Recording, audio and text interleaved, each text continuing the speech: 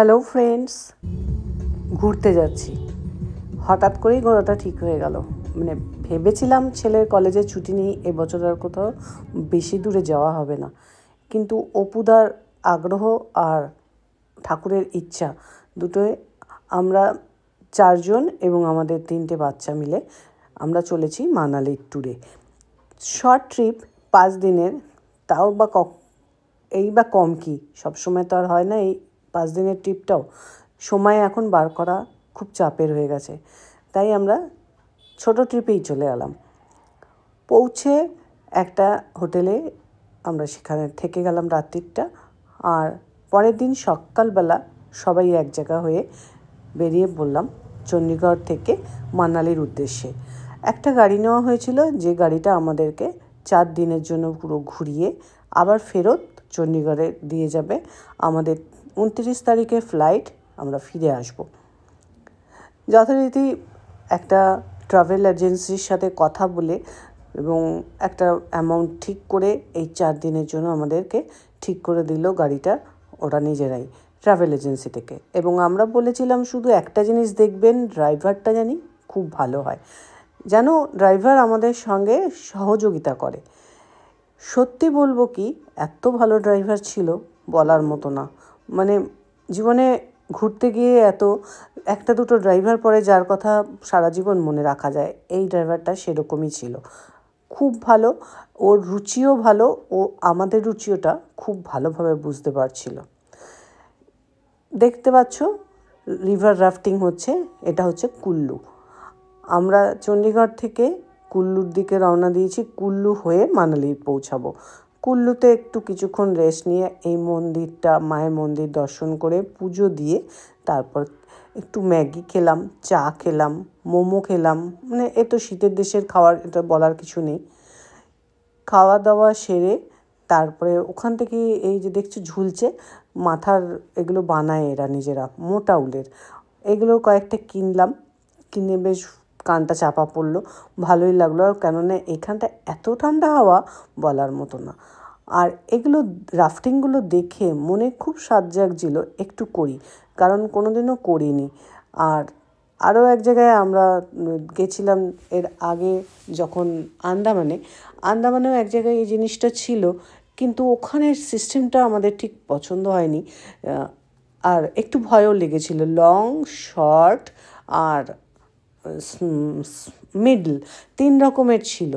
তা 3 রকমের মধ্যে আমরা ভেবেছিলাম মিডলটা, যেটা মাঝারি, সেটাই করব। আন্দামানে কথা বলছি, কিন্তু সেখানেও সাহস করতে পারিনি। তারপর যখন সাহস করে উঠলাম, এটা বেশ ভারী ভরকম রেটও ছিল, আর ওদের ড্রেসিংটা আমার পছন্দ হয়নি একদম, তাই জন্য করিনি।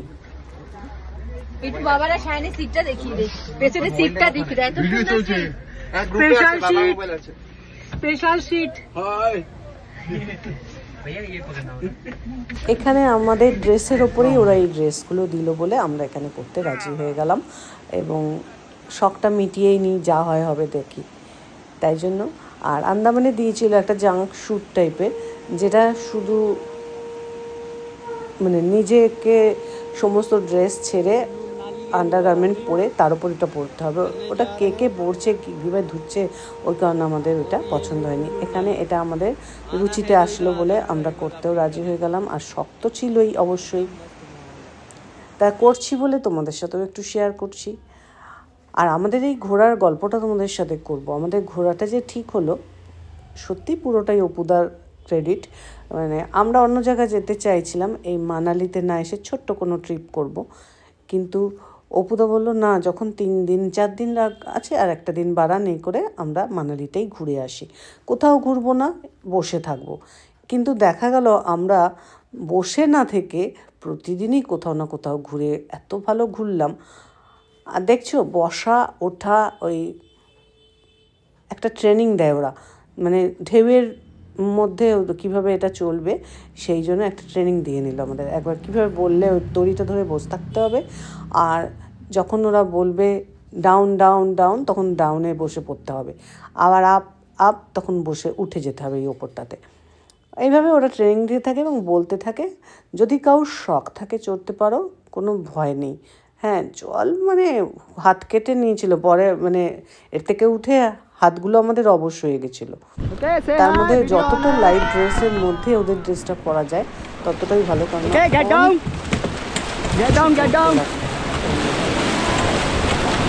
একটু জলটা একটু ঢেউ আছে বলে এরকমভাবে নিচে বসে পড়তে বললো। বসে পড়লাম। ঢেউয়ের মধ্যে খুব মজা, চিৎকার চেঁচামেচি। চিৎকারগুলো কিন্তু একদিক থেকে যেমন ভয়, একদিক থেকে মজা। সেই করতে করতে আমরা এখানে এগিয়ে চললাম। রাফটিংটা খুব ভালো ছিল, মজা হয়েছে। এই জন্য আমরা এই যে ভিডিওগুলো তুলেছি, এগুলো আমরা কেউ নিজেরা তুলিনি, কেননা আমাদের কেউ মোবাইল নিয়ে যায়নি ওখানে। ওদের কাছ থেকে এই ভিডিওগুলো একটা অ্যামাউন্ট দিয়ে কিনতে লাগে, যে বললে ওদের যে টুপিটা রয়েছে ওই টুপির মধ্যেই ওদের ক্যামেরা সেট করা আছে, বললে ওরা ক্যামেরাটা অন করে দেবে, ফটোও তুলে দেবে, ভিডিও তুলে দেবে, তোমাকে মোবাইলে পাঠিয়েও দেবে। তার জন্য একটা অ্যামাউন্ট পে করতে লাগে। আর আমরা ভাবলাম যখন করছি তখন একটু ফটোগুলোও থাকুক, সেই কারণে আমরা সেই অ্যামাউন্টটা পে করে ওদের কাছ থেকে এই ফটোগুলোকে কিনে নিয়েছিলাম। হেভি মজা লেগেছে, বলবো বন্ধুরা, কি মানে বলার কোনো ভাষা নেই। আর সুন্দর সুন্দর ছবিও ওরা তুলে দিয়েছিল। আমাদের এই ঘোড়াটার গল্প করছিলাম। আমাদের এই ঘোড়াটা ঠিক হলো, বললাম তো, অপুদা ঠিক দিচ্ছিল আর আমার হাজব্যান্ড রাজি হলো। দুজনেরই মানে এখানে চলছিল, তা না তো ঘোড়াটা হতোই না। হঠাৎ করেই টিকিট কাটা হয়ে গেল, হঠাৎ করে যাওয়া ঠিক হয়ে গেল। আর লাকিলি এখন যে ইন্ডিগোর যে প্রবলেমটা চলছে, আমরা সেই প্রবলেমটা ফেসও করতে হয়নি, তার আগে আমাদের ঘোরাটা কমপ্লিট হয়ে গেছে। আমার ছেলে বাইরে এক জায়গায় পড়াশোনা করে, সেখান থেকে এলো চণ্ডীগড়ে। আমার বান্ধবীর মেয়ে আরেক জায়গায় পড়াশোনা করে, MBA করে, ও এলো চণ্ডীগড়ে। এবং ওর ছোট মেয়েটা, ওর সেদিনকে একটা এক্সাম ছিল, ওকে এক্সাম না দিয়ে যাওয়া যাবে না, তাই আমরা গেলাম 2-2:30 ফ্লাইটে। আমার ছেলেও আসলো 2:30 ফ্লাইটে, এসে 6টার মধ্যে সব আমরা এই 4 জন আর ছেলে জয়েন হলো। তারপরে বান্ধবীর বড় মেয়ে আসলো 9:30টার সময়, আর ছোট মেয়ে এই দমদম থেকেই গেল 11টার সময়। মানে সবাই এক করে আমরা এই 7 জন জড়ো হয়েছিলাম। খুব মজা হয়েছিল। আমরা এয়ারপোর্টে নেমে দেখলাম ছেলেও বেল্টে লাগেজ নিচ্ছে, আমরাও লাগেজ নিচ্ছি।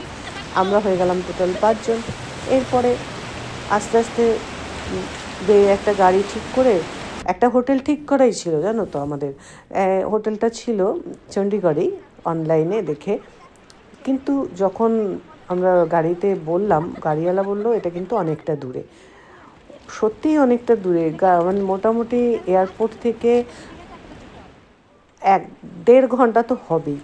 কিন্তু রাস্তাও তেমন ভালো না, খুব ঘিঞ্জি টাইপের, একটু লোকাল এরিয়ার ভেতর দিয়ে গাড়ি যাচ্ছে, মাঠঘাট দিয়েও গাড়ি যাচ্ছে।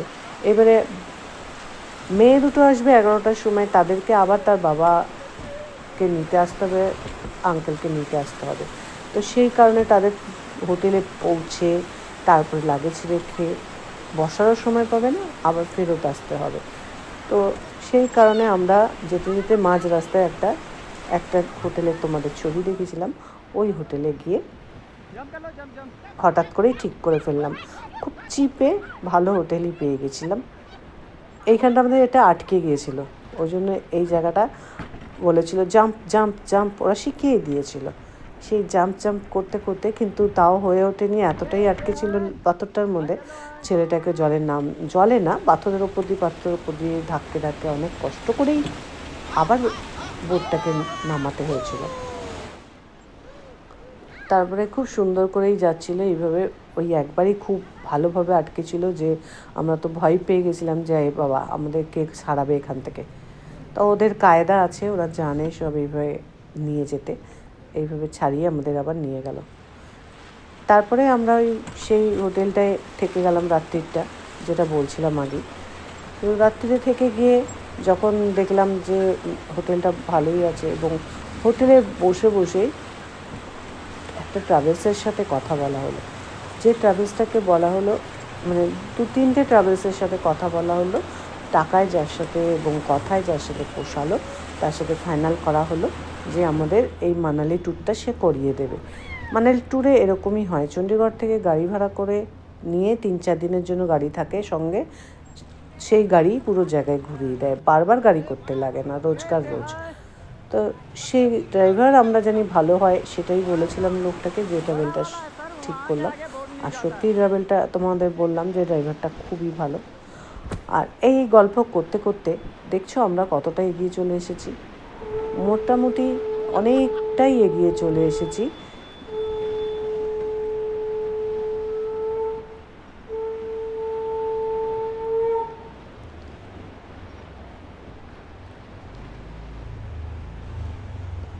খুব ভালো ঢেউ ছিল। আর বিয়াস নদীতে একটা কিছুদিন আগে খুব বড় এসেছিল, ঢেউ এসেছিল, সব তছনছ করে দিয়েছিল। তারপর থেকে বিয়াস নদীটায় এরকম ভাঙচুর দেখছো, দুই ধারেই কিন্তু ওই যে পাথর তোলা, সারাদিন কাজ চলছে, সারাদিন পাথর তুলেই বিয়াস নদীটাকে পরিষ্কার রাখার চেষ্টা চলছে। কারণ এই রাফটিং হয়, তারপরে এটা প্রাকৃতিক সৌন্দর্য, মানালি ট্যুরিজম থেকে এই সরকার থেকে এই জিনিসটা করছে চেষ্টা যে আবার তাড়াতাড়ি করে সব রিকভার করে দেওয়া। অনেকটাই করে দিয়েছে রিকভার, তারপরেও এখনও এতটাই ভাঙা প্রকৃতির ওপরে কারোর হাত নেই। আর এত বড় প্রকৃতির এত বড় এরিয়া, যে এত বড় নদী, যে টুক করে তো চাইলেই পরিষ্কার রাখা বা ঠিক করে দেওয়া যায় না। তো সেই কারণেই করতে সময় লাগছে, কিন্তু চেষ্টা করছে ওরা সারা দিন, মানে সকাল থেকে শুরু হয় কাজ, বোধহয় সন্ধ্যে যতক্ষণ আলো থাকে ততক্ষণ হতে থাকে। এই যে কদিন ঘুরলাম প্রত্যেকটা দিনই এই বিয়াস নদীতে কাজ আমরা দেখতেই পাচ্ছি।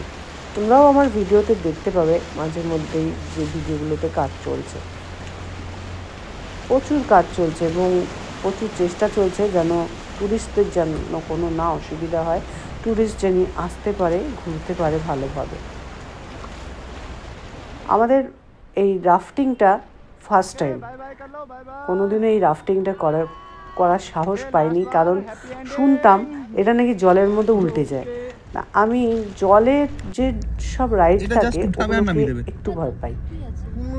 তারপর আমাদের রাফটিং কমপ্লিট করে ড্রেস চেঞ্জ করে, পুরো ভিজে গেছিলাম, নতুন ড্রেস চেঞ্জ করতে লেগেছে। আমরা বেরিয়ে পড়লাম আবার মানালি, কুল্লু থেকে এবার মানালির দিকে। রাস্তায় অনেকগুলো হট এয়ার বেলুন দেখতে পেলাম, দেখে একটু ভিডিও করেছিলাম, তাই তোমাদের সাথে শেয়ার করলাম। এটা আমি অস্ট্রেলিয়াতে চড়েছি, তাই এটা চড়ার কোনো একটা আগ্রহ ছিল না, কিন্তু যেটা হচ্ছে যে আরেকটা আছে ফানুস টাইপের, সেটাতে একটু চড়ার ইচ্ছে ছিল, সেটা চড়া হলো না। দেখা যাক অন্যবারে যদি লাকে থাকে হবে। সন্ধে আমরা হোটেল পৌঁছে গেলাম, পৌঁছাতেই কাওয়া দিল, ওয়েলকাম ড্রিঙ্কস হিসাবে কাওয়া। হোটেলটাতে ঢুকে আমাদের ভীষণ ভালো লেগেছে। এটাও অনলাইনে করা, হানিমুন ইন। দেখতে পাচ্ছ তো হোটেলটার ক্যাটাগরিটা, সত্যিই সুন্দর ছিল হোটেলটা। আমি তোমাদের সাথে হোটেলটার কিছু ভিডিও শেয়ার করব পরে, সেটা তোমরা দেখে নিতে পারবে। আর যদি কারোর মানালি যাওয়ার উদ্দেশ্য থাকে, পছন্দ হয় হোটেলটা, তাহলে কিন্তু থাকতেই পারো।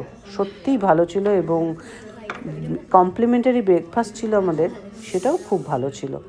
মানে খাবার কোয়ালিটি এবং এদের সার্ভিং কোয়ালিটি, টেকনিক এবং ড্রেস আপ ওয়েটারগুলোর, আর রুমে যে সার্ভিসের ইয়েটা, ওটাও খুব ভালো ছিল। মানে অলমোস্ট সবটাই ভালো ছিল। ভালো বলতে কোনো দোষ নেই, সত্যিই আমাদের হোটেলটাও ভালো লেগেছে, হোটেলের সার্ভিসও ভালো লেগেছে, হোটেলের সকলের ব্যবহারও ভালো লেগেছে। পুরোটাই কাঠের হোটেল ছিল। দেখো তোমাদের সাথে একটু হোটেলটা শেয়ার করছি। রাত্রিবেলা আমরা ঢুকেছি, তো খুব শীত করছিল বলে এরা জিজ্ঞেস করলো আপনারা এত কাঁপছেন, এত শীত কেন করছেন? তখন আমরা বললাম যে আমরা রাফটিং করে ফিরেছি, তো বলছে ও আচ্ছা আচ্ছা। সব ছেলেমেয়েরা একদম হোটেল দেখে খুব আনন্দ পেয়ে গেছে, সব চারধার ঘুরে ঘুরে দেখতে আরম্ভ করেছে, যে যার ব্যাগ ফেলে রেখি।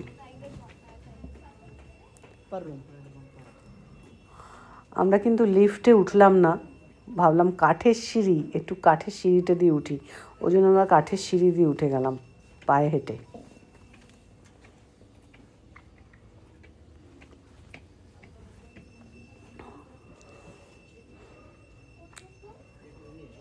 দেখো হোটেলের যেটা, তোমাদের সাথে আমি হোটেল রুমটা একটু শেয়ার করব পরে, এখনই একটু করে দিচ্ছি। দেখো কেমন লাগে হোটেল রুমটা, পুরোটাও কিন্তু কাঠের। আমরা এবারে দুটো হোটেলে থেকেছি, দুটো হোটেলই খুব ভালো। আর যেটা চণ্ডীগড়ে রাত কাটানোর জন্য থেকেছি, সেটাও হঠাৎ করেই দেখে রাস্তার রোড সাইড থেকে পছন্দ করে নেওয়া, ভাড়া অনুযায়ী খুবই ভালো। মানুষ দুটোও খুব ভালো ছিল, হাজব্যান্ড ওয়াইফ, ওরা এই হোটেলটা করতো চণ্ডীগড়ে। তো হাজব্যান্ড ওয়াইফের হোটেল খুব ভালো ছিল, খাওয়া দাওয়া ওখান কিছু ছিল না, সব বাইরে থেকে আনাতে হয়েছিল, কিন্তু খুব ভালো ছিল। আর এই হানিমুন ইনে সমস্ত পরিষেবা আছে, ব্রেকফাস্ট, লাঞ্চ, ডিনার, স্ন্যাক্স, যা বলতে বলতে স্ন্যাক্স নেওয়া বাচ্চাদের হয়েও গেছে। এই যে চানাটা এত টেস্টি না, বাড়িতে আমি বানাবো একদিন ঠিক করেই রেখেছি, এখনো হয়ে ওঠেনি, তবে বানাবো অবশ্যই। বাচ্চাদের থেকে একটু খেয়ে দেখছি, আমাদেরটা তো আমরা খাবোই, ওদের থেকেও একটুখানি টুকটুক করে খেয়ে দেখছি, দেখি টেস্ট কেমন। আমরা খেয়ে এসেছি আমাদেরটা কিছুটা, আবার ওদের রুমে দেখতে এসেছি ওরা কী কী অর্ডার করেছে, আর একটু ঘুরঘুর করতে এসেছি, টাইম তো পাস করতে হবে না। এই খাওয়া দাওয়ার পরে আমরা আবার একটুখানি বাইরেও ঘুরতে গিয়েছিলাম। আমরা একটা সিজলার অর্ডার করেছিলাম এইগুলোর সাথে, এগুলো তো আমাদের ছিলই, চিকেনেরও আইটেম ছিল বড়, আর সঙ্গে সিজলারটা অর্ডার করেছিলাম, ওটাও একটু ভিডিও করেছি, ভালো লাগে না দেখতে বেশ, তাই তোমাদের সাথে একটু শেয়ার করলাম। জানি তোমরাও সবাই খাও, কিন্তু তাও খাওয়াটা আমি খুব বেশি পোস্ট করি না, কিন্তু জিনিসটা ওখানে বসে একটা আলাদা ইমেজ কাজ মন কাজ করছিল সেইটায়। তারপরে খাওয়া দাওয়া সেরে একটু ঠান্ডা উপভোগ করতে গেলাম, যে রুমে তো একটাই হিটার, আবার বিছানার মধ্যে ওই কারেন্টের যে ব্যবস্থা থাকে বিছানা গরম করা, সেটাও ছিল, তাই বাইরে একটু দেখতে এলাম ঠান্ডাটা কেমন, মানে কি বলবো, -2, দাঁড়ানো যাচ্ছে না। আমার বান্ধবী তো চলাচল করেছিল, কিন্তু 2 মিনিটের মধ্যে চলে এলো। আজ তাহলে এখানেই রাখলাম, টাটা, আজ এই পর্যন্তই, আবার অন্য ব্লগে দেখা হবে, টাটা, বাই বাই।